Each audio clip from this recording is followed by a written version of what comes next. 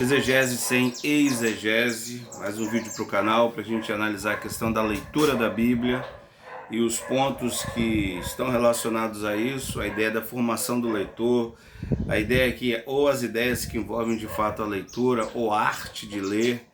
Então, como eu tenho dito, se essa é a sua praia, se inscreva no meu canal, me ajude a divulgar esse espaço, que é um espaço democrático, para que possamos de fato estabelecer uma melhor leitura, uma leitura mais honesta do texto, porque afinal de contas existe o texto está lá, ontologicamente se falando. Essa síndrome do texto vazio não faz muito sentido para a gente. Mas vamos lá, nesse vídeo relacionado à leitura, eu quero tratar de uma questão extremamente relevante. Nós temos alguns mecanismos, alguns dispositivos, alguns aspectos da metodologia, dependendo do modelo de leitura que você usa, gramático histórico, histórico crítico, essa hermenêutica pós-moderna, que não gosta de tradição, que não gosta de história. De fato, a gente precisa entender que o leitor sério, que leva em conta que o texto tem nele registrada a intenção do autor, que de fato a relação autor, texto e leitor é uma realidade, sim, pelos leitores originais. Então, quando se leva em conta isso, se pensa em uma questão importante, que é a seguinte problemática: para que os livros da Bíblia foram escritos? Quais propósitos que estavam em voga quando o autor escreveu? Ele escreveu com que propósitos definidos para alcançar os leitores originais? Eu digo que essa pergunta ela é muito, mas muito importante. E não é possível ler a Bíblia sem responder essa pergunta. Para qualquer livro da Bíblia em si, você terá que perguntar: para que o autor escreveu esse livro? Aí vai lá no Gênesis: para que o autor escreveu esse livro? Quais eram os objetivos que o levaram a escrever esse texto para os seus leitores originais? Qual era? Se eu não responder essa pergunta, eu não estou preparado para ler a Bíblia. Eu não estarei preparado de forma alguma para lidar com o texto. E para lidar com o texto, para enfrentar o texto, para trabalhar o texto, é fundamental entender esses propósitos. Claro que, olhando assim de forma mais empírica, de fato que eu vivi e tenho vivido durante anos, no evangelicalismo brasileiro, normalmente parece que o propósito do texto é só afirmar a doutrina. Então o indivíduo vai lá, pega uma passagem, acha que aquela passagem está confirmando aquilo que a instituição evangélica dele lá, religiosa, afirma. Então parece que o propósito do texto é só afirmar doutrinas de instituições evangélicas. Então, automaticamente, o texto fica sem nexo, sem coesão, sem trabalho de autoria e leitores originais, porque o que se vale é a apropriação totalmente indevida de um leitor ou de leitores para, de fato, somente afirmar as suas doutrinas e ponto final. E esse é um grande problema. E é interessante que você vê os debates, quem gosta de assistir, eu não gosto, assistir esses debates, aí eles colocam um texto da Bíblia lá, ficam debatendo qual teologia é mais correta, mas ninguém ainda, de fato, respondeu a seguinte pergunta: para que aquele texto foi escrito? Para quê? Qual é o objetivo? Qual é o objetivo do autor a citar aquele texto? Será que Paulo, quando escreve aos Romanos, Paulo está preocupado em escrever para favorecer uma doutrina? Essa é a ideia? Uma coisa meio anacrônica, meio sem sentido, que faz que muita gente de fato substancia e acha que procede e não procede.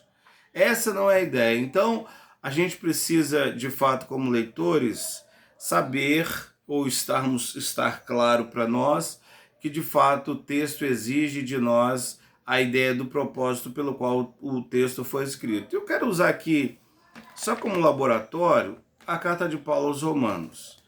Romanos é um livro de 16 capítulos. A gente sabe que existe uma discussão considerável sobre o capítulo 16, se faz ou não parte, mas inicialmente a gente trabalha com 16 capítulos.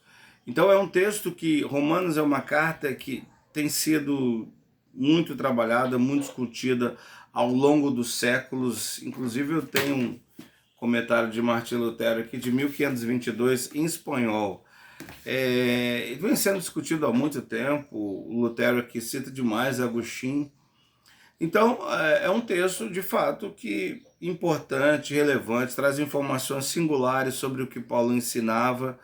Há muita discussão, não, não é uma carta, é um tratado, qual é o modelo epistolar que está aqui? Não, mas de fato é uma carta que se trata, que Paulo trata com leitores originais específicos, com problemáticas, com questões que de fato envolviam a ocasionalidade e a normatividade presentes no texto.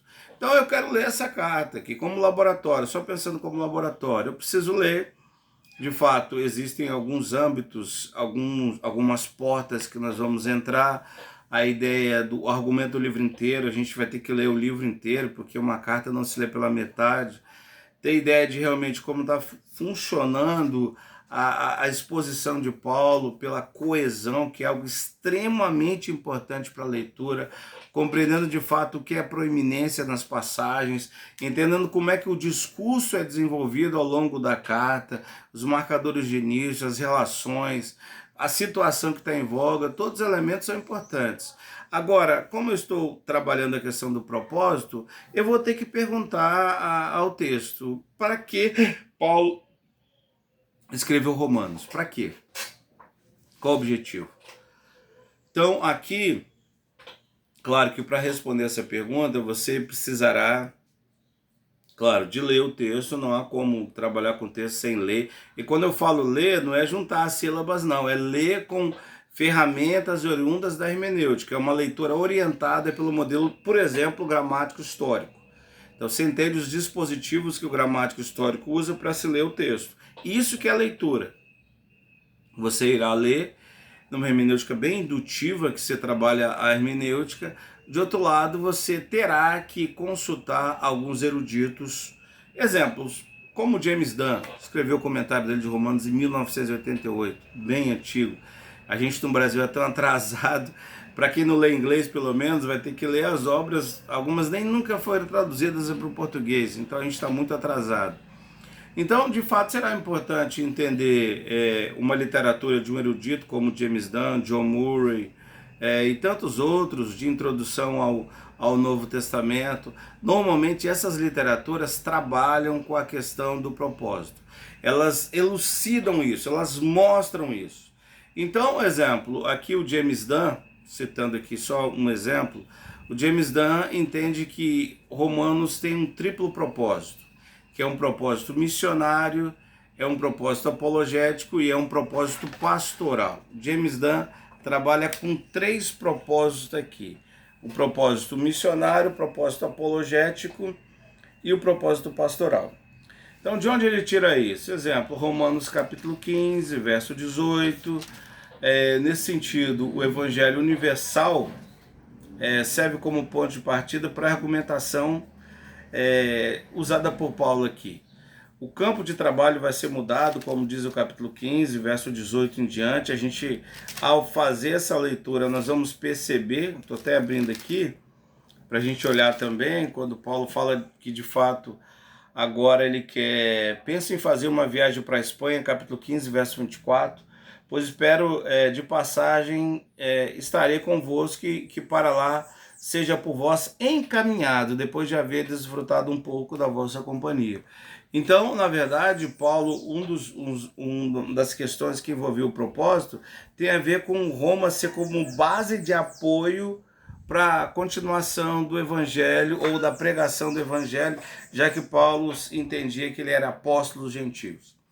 Então, olha bem, quando você entende o propósito, automaticamente o que vai funcionar? Vai funcionar o seguinte: a gente vai entender que tudo que Paulo escreveu era para mostrar aos romanos, aos cristãos que ali estavam, qual é o evangelho que ele pregava, e para depois disso usar a igreja como base de apoio, ou as igrejas casa que estavam ali, como base de apoio para pregar o evangelho na Espanha.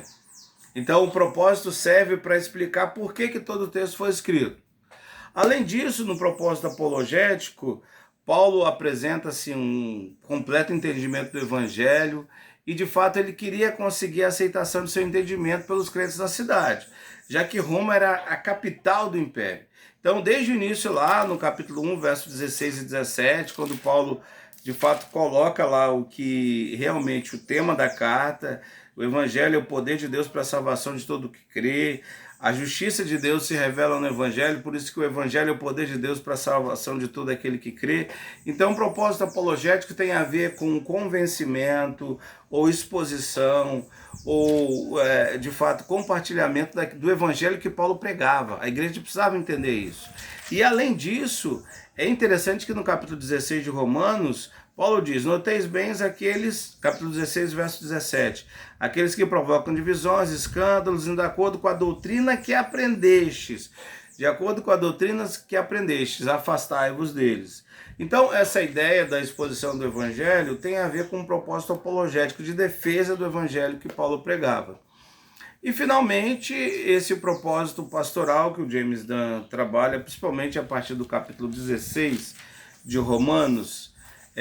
Na verdade, o que Paulo queria aqui é garantir resposta favorável nas diferentes igrejas cristãs. Inicialmente, ele recomenda a FEB, que está servindo a igreja em Sencreia, para que recebais no Senhor como convém aos santos.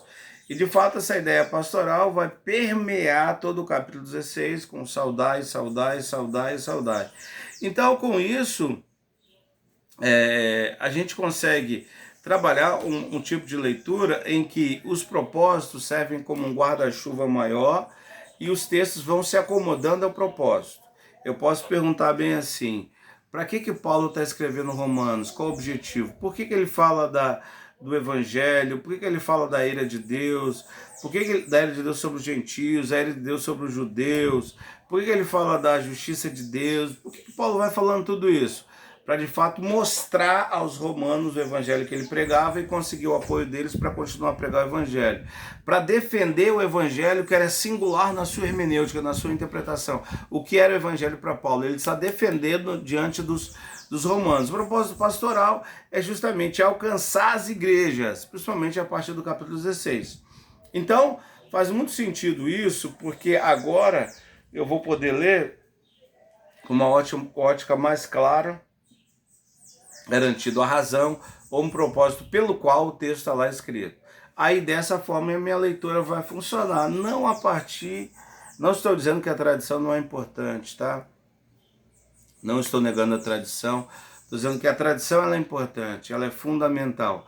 Mas ela não pode ser vista como um fim em si mesma. Ela precisa de apoio de leitura de texto. Leitura de texto.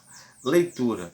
E a questão do propósito é muito importante para a leitura. Então não adianta pegar o texto de Romanos 5, justificados, pois mediante a fé temos paz com Deus, e pegar o verbo justificar ali, transformar isso numa doutrina e, de fato, defender dessa forma, esquecendo-se que o propósito da exposição ali tem uma relação diretamente com a intenção do autor dirigida aos leitores originais. Então, quer ler a Bíblia com honestidade? Aprenda o propósito ou os propósitos pelos quais cada livro foi escrito.